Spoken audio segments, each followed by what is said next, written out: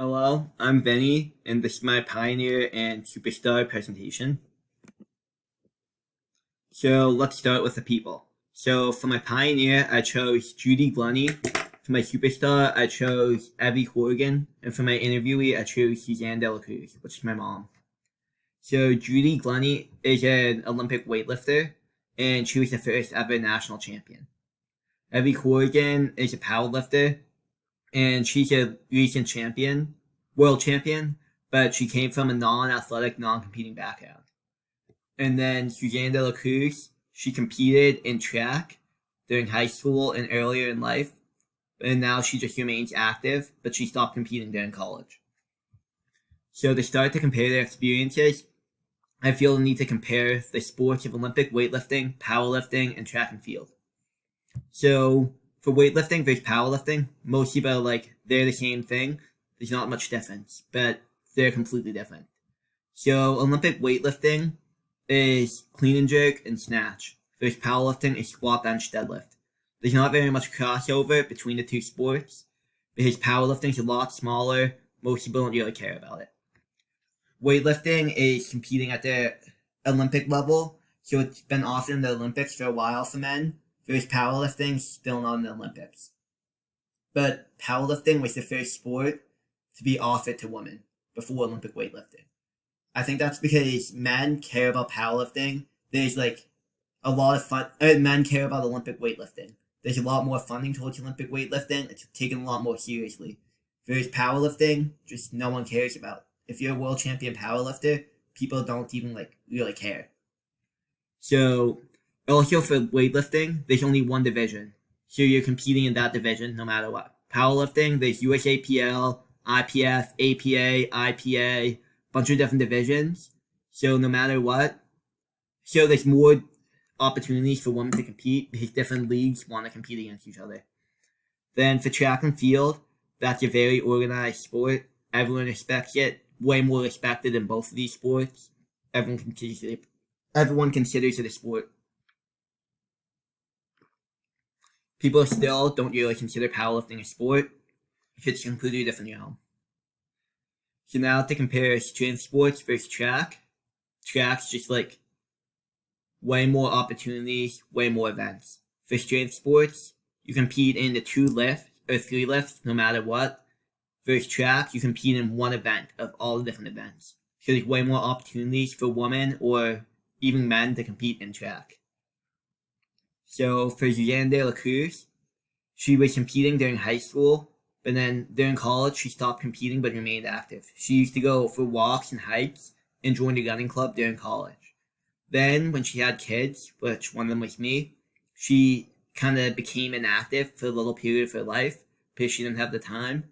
But then 15 years ago, decided to join the local running club so she could stay active, keep doing what she loved since she missed the sport. She just didn't keep competing because she wasn't as much of a fan as the competitive environment and just wanted to run since she liked running. She liked how it made her feel, and she just enjoyed the process of running and training rather than the competitions themselves. She just got too stressed, didn't really feel like it was for her.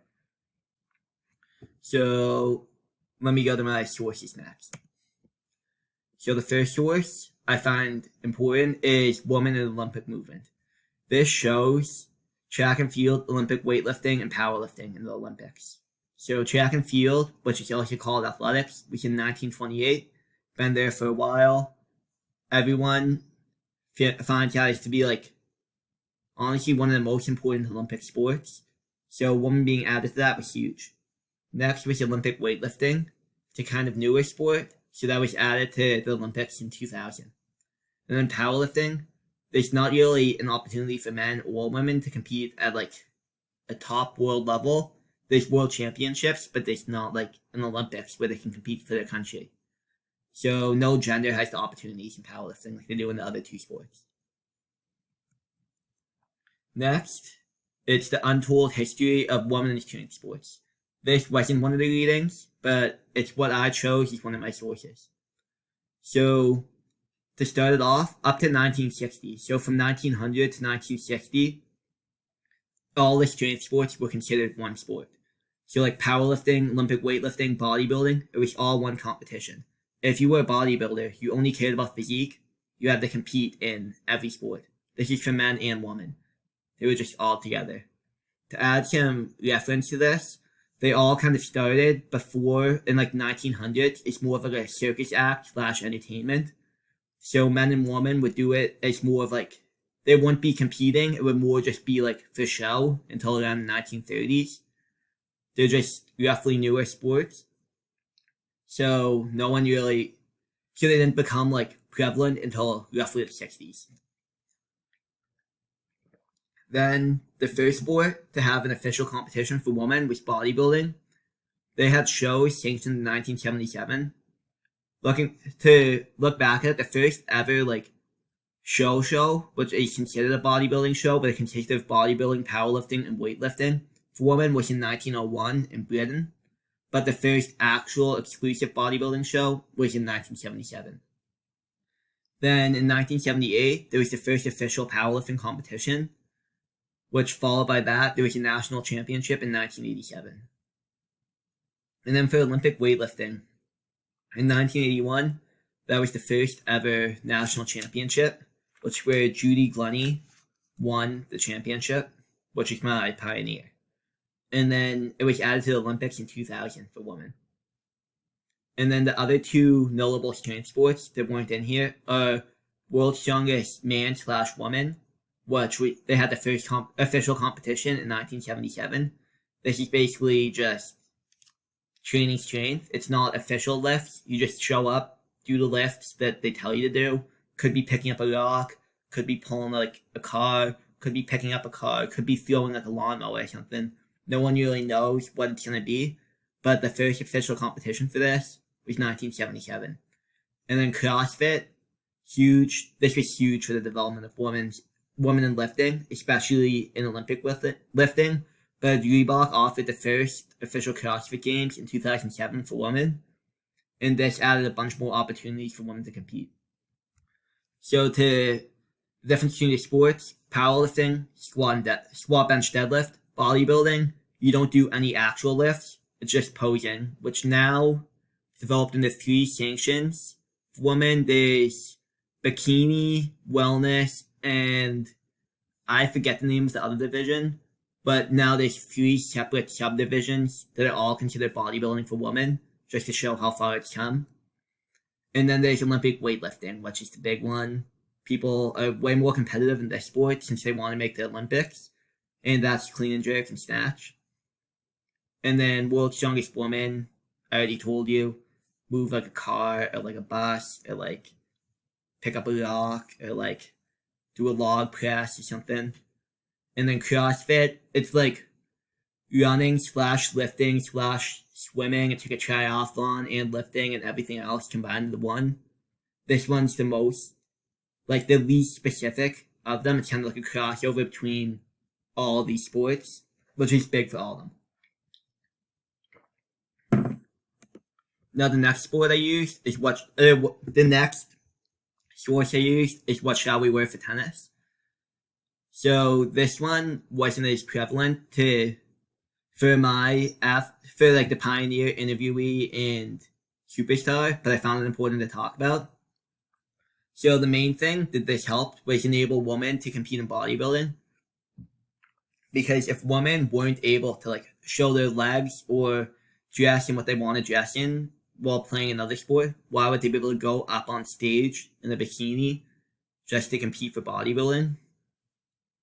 They just wouldn't be able to.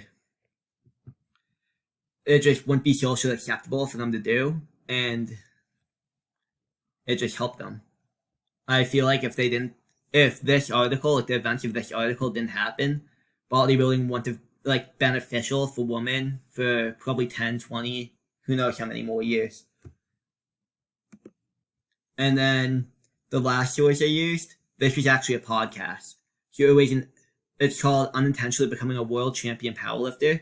And this was an episode with Evie Horgan, and she's from New Zealand. So she started off as like, she was an athlete growing up, but not really an outstanding athlete. She just kind of competed at like low level in high school, and then she just kind of stopped. She wasn't really super gifted in any, seem like she was anything outstanding. And then she started doing yoga after. She liked yoga, but then out of nowhere, she decided to start lifting. And she was like, oh, I'm good at this. Then she decided to compete, and then she just won a national championship in New Zealand. And then eventually she won the world champions.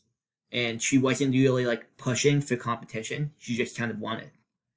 She was talking about in this how she doesn't really feel deserving. Not like deserving, but she doesn't feel like.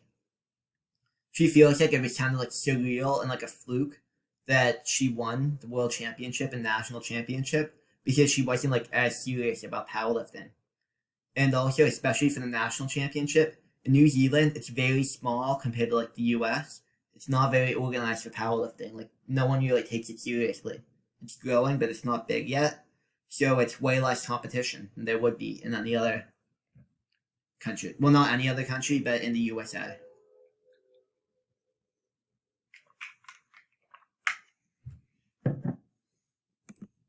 And these are my references.